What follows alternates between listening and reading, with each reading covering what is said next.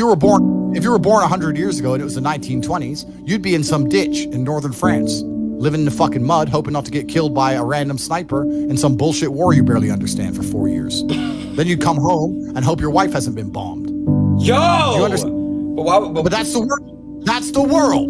The world has become exceptionally easy for a lot of men. It used to be a different place. Most men were cannon fodder. Most of us would have ended up in wars, dying for fucking no reason. Damn. Now we don't have to do that.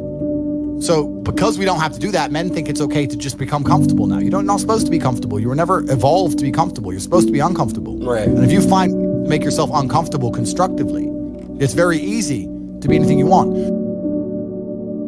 I find it amazing that people will sit there and spend all their time upgrading that character, making as much money as they can, getting the best guns, getting strong, getting some hoes, meeting important people, getting the best car. They'll do all that in a game, but they won't do it in real life.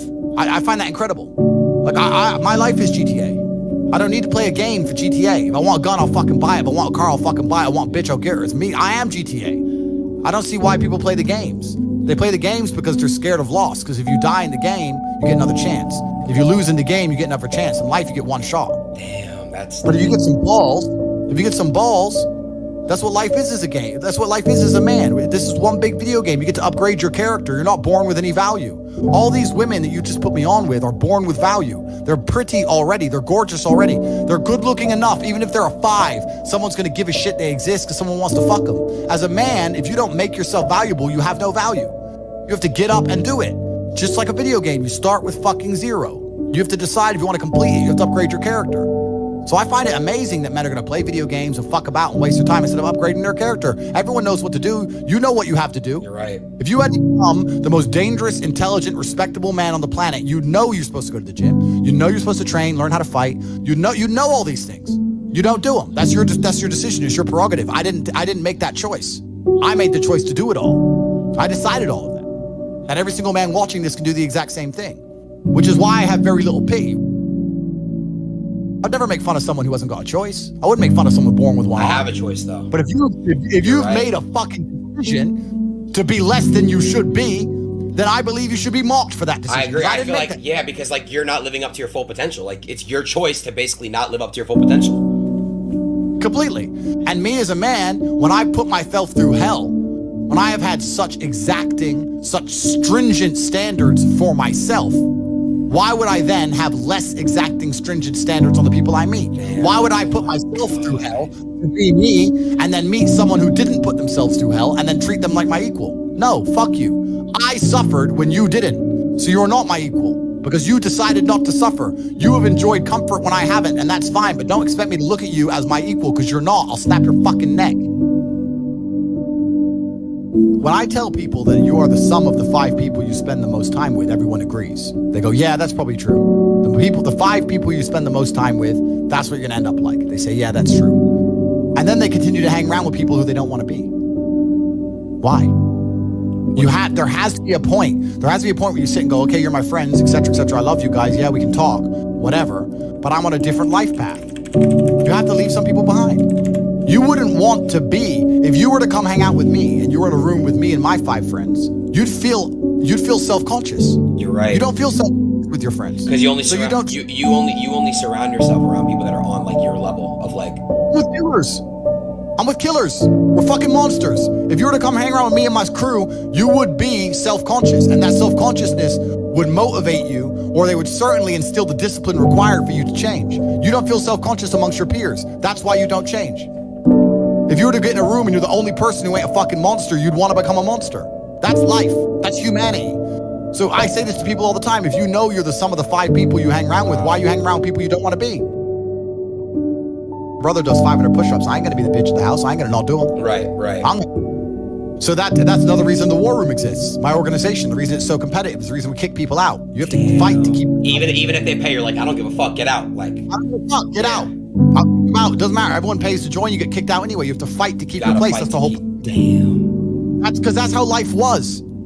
If we were still in the animal kingdom, the lions that you see on TV, they weren't just born big lions. They had to fight other lions. They had to fight to get that antelope. They had to fight other animals, hyenas, jackals. They had to fight to be the boss. We live in a comfortable world now where people think, oh, it doesn't matter. But you know what? To some degree, it does matter. It does matter, and I'll tell you who it matters to. It matters to your soul, and it matters to God. I stand in the mirror with a pure heart. I know I am the best version of me that could possibly ever exist. I know that God is proud of me. There's nothing that God hates more than sloth and laziness. If God were to create a man and that man were to sit around and do fuck all, God will frown upon you. It's why you're never lucky. If you're listening to this and you think I'm never lucky, I'll tell you why, because God dislikes you because you're fucking lazy. Start to work. Start to show God the beauty of his own creations. You'd be amazed how lucky you'll become. Wow. God is unhappy with these people. And inside their hearts, they're unhappy. We talk about depression, anxiety, all those things you mentioned earlier on this podcast. That comes from self-loathing. You loathe your own weakness. You loathe your own laziness. This is what all of these things are. I don't feel depression. How can I feel depression when I'm the most powerful version of me that I could ever fucking be? How can I feel depression when I can squeeze my own hand hard enough to break my own bones? How can I feel depression when I've smashed and destroyed 68 people's faces in front of me, men who thought they could test me in fair combat? How can I feel depressed? It's impossible. Watch your friends when they're on TikTok. How long can they even focus on a video before they have to change? Half a second, a second, maybe. All of your minds are broken. You can't even focus on anything anymore. You're right. You are constantly distracted to the point where you can't even appreciate the good things in your life. You're distracted. Your minds are broken. You need to rewire your mind and resist the slave programming. How? They have I'll tell you how. First thing you have to do is identify it. You have to identify what is happening to you. I use my mind to break the trap. What I do is I allow my enemy to manipulate me on purpose. And then I use my mind to break the trap and punish the perpetrators. I will sit on TikTok for a day and I'll just enjoy TikTok. And by the end of the day, I'll watch myself. How quickly I'm looking to be entertained, how little time I give a video, how fucked up I am. And then I'll blink and I'll cure my fucking brain. You must allow yourself to be manipulated and you must fix it. All of it. You just talked about not appreciating the things you have. Then blink and cure your brain. It's not difficult. There's just no competition because everybody's fucking distracted. They're getting distracted by this, distracted by that, watching fucking Netflix, jerking off to Pornhub like fucking jackasses. It's so easy to win if you can control your own mind. But it seems that nobody fucking can. And that's how the people who run the world keep the world running, because they have all the slaves exactly where they need them to be, permanently distracted and semi-depressed, working their asses off in jobs which will never satisfy them and never pay enough money. That's the Matrix. I can't imagine a mind frame or a mindset where I want to do something and can't do it. Right. So it's almost difficult for me to answer that question, because if you have that kind of mind, if your mind is so fundamentally broken that you cannot do with your own mind what you want to do, right? You know, like that, then you're just fucked, right? Life is hierarchical. There's always going to be kings and there's always going to be peasants. If you have a mind that you can't control, then you're never going to be a king. You're going to be a peasant. That's your life. You have a peasant's life ahead of you, and that's your destiny. Enjoy, right? There's always been peasants. That's life. But I believe that, the most important thing you can do as a man is to gain control of your mind. Once you have control of your mind, life is so ridiculously easy. It's so ridiculously easy. It's so easy to be in. People say to me, Tate, you're in good shape, but all you do is drink vodka and travel the world. You're never even home. You never even have a gym. How do you do it? It's ridiculously easy if you control your mind. If I decide to do 1,000 push-ups, I'll do them. Maybe I have to do them one at a time. Maybe I'll get tired. Maybe I need a break. I'm going to do 1,000 because I said I'm going to do 1,000. It's not fucking hard. Everyone knows what they're supposed to do. Once you control your mind, it's easy, right? Getting over a breakup with that bitch.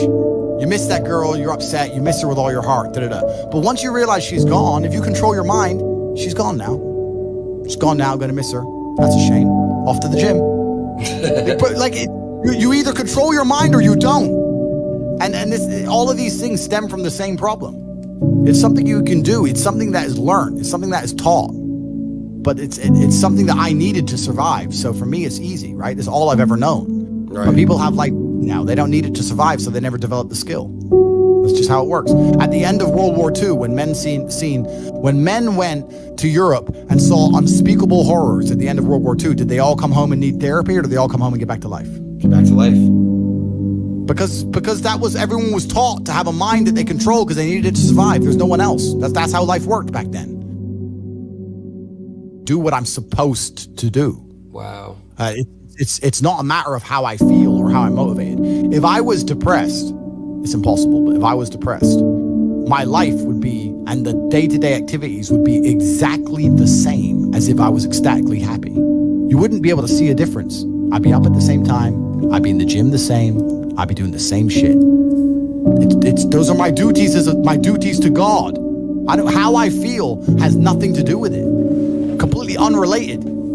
How I feel is unrelated to my duties to God. They don't change based on how I feel. They're the same. And they will be completed because I refuse to fail God or my bloodline. You could take 150,000 of these people and travel back in time and stand them in front of their ancestors. And their ancestors who fought fucking saber-toothed tigers or escaped the Mongol hordes or managed to dodge bombs in the Second World War. All the shit they went through just for this fucking cretin to be born. And to look at him, look at who he is, listen to his life story, listen to what he does on a day-to-day basis, and they would feel nothing but fucking shame. Your ancestors did all that shit, all that struggling to survive, hunting and gathering, fucking avoiding enemies, anything it took, dying at age 30 from a tooth infection, all the crap they went through just for you to be born so you could smoke weed and jack off. That's what your ancestors died for? That's what they worked so hard for?